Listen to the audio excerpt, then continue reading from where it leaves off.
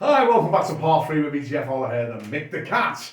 And we're talking about ley lines, the energy that Mick gets. So Mick, on a regular gig, how long do you do?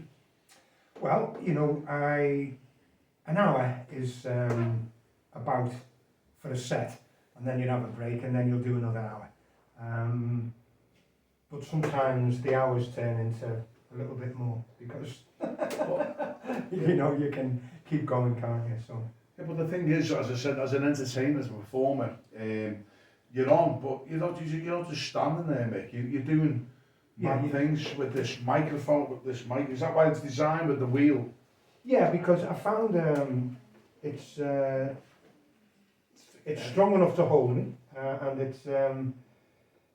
it's good so it doesn't clunk every time you put it down. That's the weight. With you know the rubber, makes it sound decent. And again, it's another prop, isn't it? When you go on stage, everything is a prop.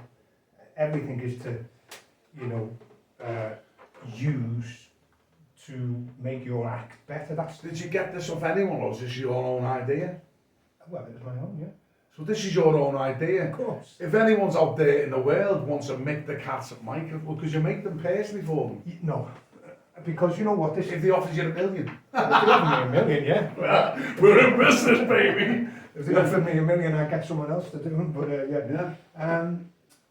you know, look, all my own. You can tell it's my welding. Look how bad it is. So you actually weld it, yeah? Yeah. Well, so you are, you know, eccentric being, you know. But can you see the subliminal message on it? Stop arming. Is that my eyes are going over there? Stop arming Israel. Yeah. Stop arming Israel. It's just, I feel as though I'm political. That's the problem with music these days. It's all owned by millionaires and billionaires, and no one's allowed to have any kind of say. Well, I do. At my gigs, I talk about 9/11. I talk about, in fact, what I talk about 9/11, because you know it was John Denver who did 9/11, don't you? Did you know that? John Denver? John Denver, the ginger mentalist. It was a ginger conspiracy that was responsible for 9/11. So we're talking about the two twin towers that were, a plane went into them. John Denver flew in. I mean, what evidence have we got with this? Well, you remember he left that clue. I'm leaving on the jet plane. Now I do that at a gig. Right? And all I say is, I'm leaving. And the whole pub goes, on a jet plane. And then I say, do you remember he tried to blow that lake up? What lake? Well, how did John Denver die? He was in it, yeah. What did he crash into? He crashed into an area. Into a lake? Into a lake. So he drowned, or did he? Well, that was actually before 9/11, but it sort of makes my story a little bit complicated. But the thing is, as I often say, he had more chance of blowing that lake up than Muhammad Atta did of bringing the towers down. So that's a statement and a half, yeah. Well, it isn't, you see, because I think the only way we can deal with these major things that go on in our world, like John Lennon said, is through humour. They don't know how to deal with humour. Now, So yeah, I'm not I don't know. I'm not. Do you know? This is just like a normal chat. You know, this is a coffee chat. It's open because now we're delving into. Because obviously, that's why a lot of people follow you, because you say what it is. You see your evidence, because you read. You told me before a lot of things, and so you're talking about the explosion. It was all controlled explosion. Well, I don't even think it was that anymore.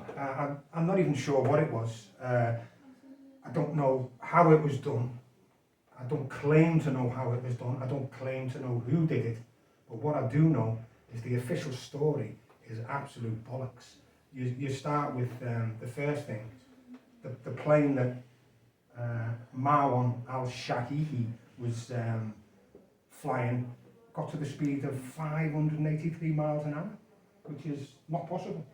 So you start with that. That was the plane. That's a fact. It's not possible to go that speed. Not for a 7. Was he a 757? No, he was a 767, I think. Marwan flew into the South Tower, and that was the one that That was only on fire for 45 minutes before it collapsed. So when it happened, where was you? Because everybody knows I was where in it Newton Park. I wasn't. Everyone claims, oh, I watched it live on TV. I was there. Oh, I lost someone in that. Bollocks, they're just saying that so they can be more associated with it. Bandwagon. So where was you? Newton Park? Newton Park, Breifly. I didn't even give 9/11 a second thought for years and years. It didn't bother me. I, didn't follow the news. I was watching my own stuff. If anything, I'm more interested in history. I love history. What parts? What's your sort of in history? What sort of? The Third Reich. Yeah. How it rose, who funded it, where it got its power from. In 1919, Germany was possibly one of the weakest nations on the planet. It had just been starved into signing the Treaty of Versailles. Again, these are things in history that aren't spoken of. They refused to sign the Treaty of Versailles, so the British Navy put a blockade on the country, and 1 million Germans and Austrians died of starvation up until they signed it in June 1919, I think. Germany was, it was in psychosis, the whole country. And it's my belief that the whole thing was funded from USA. They were in touch with Adolf in, do you know what year they first spoke to him? Tell me, Mick. I'm new to all this conspiracy, but... Well, it's not a conspiracy, it's a fact. A fellow called Alan B Horton, who was the American ambassador in Berlin, heard of Hitler in 1923. Yep. He sent a fellow called Truman Smith to meet him. That was the first meeting with Adolf and Truman, was after a speech he gave in Munich in very early 23 or 24. And then they set him up with his handler, who was a fellow called Ernst Hanf Stengel, who was an American millionaire living in Munich, who was Hitler's handler. Used to teach him how to speak. His nickname was Putsy, and anyone can look him up. He was. So you've looked all this up, if you don't mind me saying. You've looked all it. Cross-referenced it, got the book out, read memoirs, read all the different things that put it together. How do you go from being Germany of 1919, which is a country on the brink of, on the brink of civil war, in the streets where the communists, the fascists, and they were all being funded, the communists being funded by Russia, the fascists being funded mainly from America, but from Italy, from Spain, from wherever else they could get money. Germany was a tinterpot in 1919, and the Yanks went in there and used it rather well.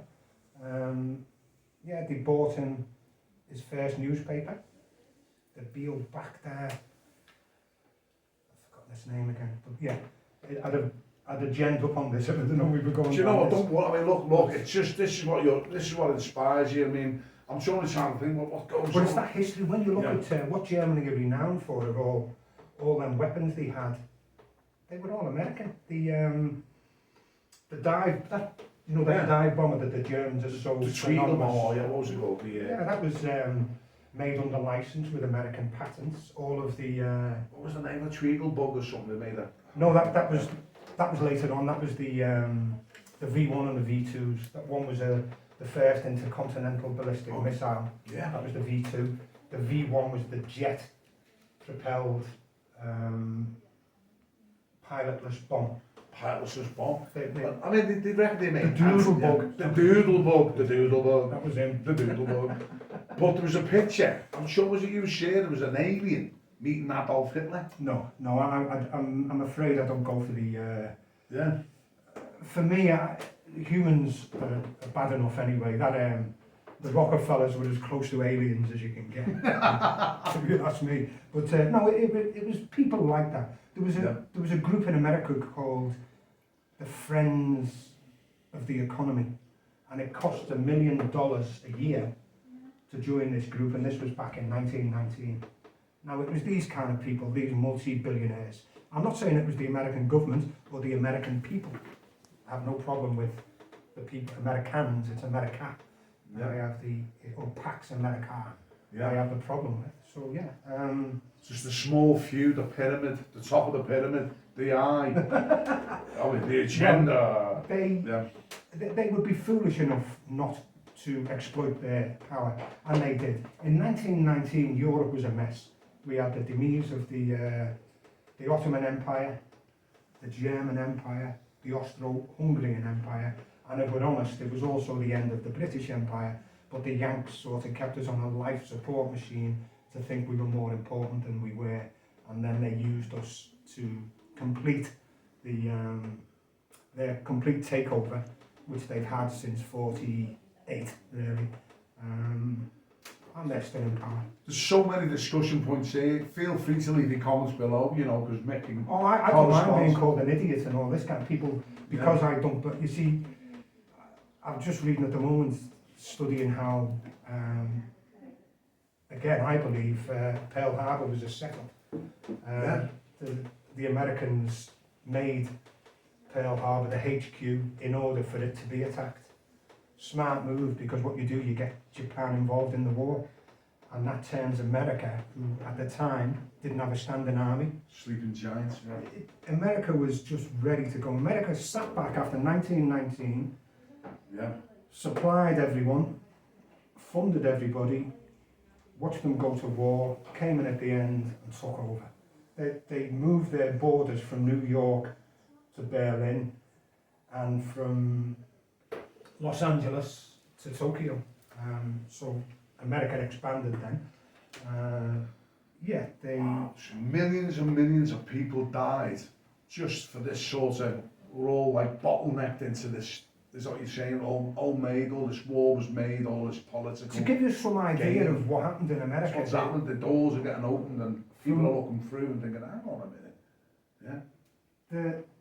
It's just too convenient, isn't it, of what's gone on? Because all of the places they occupied in 45, they're still there. They're still in Germany, they're still in Japan, they're still in Africa, they're still in Israel, they're still in Australia, still in New Zealand. What can I say? It worked out well for them. The amount of money spent on what's laughingly called defence in America increased from 1938 to 1942 by 6,000%. Now, you probably want to be in on that action. So if you knew about that, then you're going to make some money. But not only did it spark the war economy, the population of California doubled from 1940 to 1950 as a direct result of the Second World War, because they opened all the military bases, all of the factories to build up. America went on to war front. It was very good news for America, World War II. Good for business, hey, yes. We'll make them fight each other. Did you know? And supply them with bombs and guns and stuff. That's why Lennon got shot. Is that right, John Lennon or John? Hey, because he was promoting peace and they're thinking, hang on a minute. They don't like people who make people think. And John Lennon's album, Sometime in New York City, had, when you opened it, it was registered to vote, and it had a voting registration card in every album. They don't like that. Because he was saying, always saying, give peace a chance. And they're probably saying, we can't get peace, we're making thousands and millions and trillions of money on these people, and we don't give a flying... Well, they can, you see, because they've led people to believe they are peace.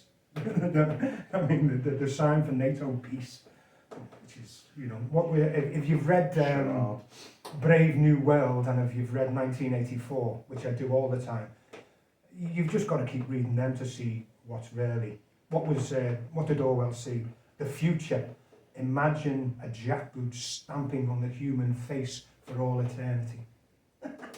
Okay, so stand by for part 4, and we're going to talk to Mick DaCat a little bit more. Take care.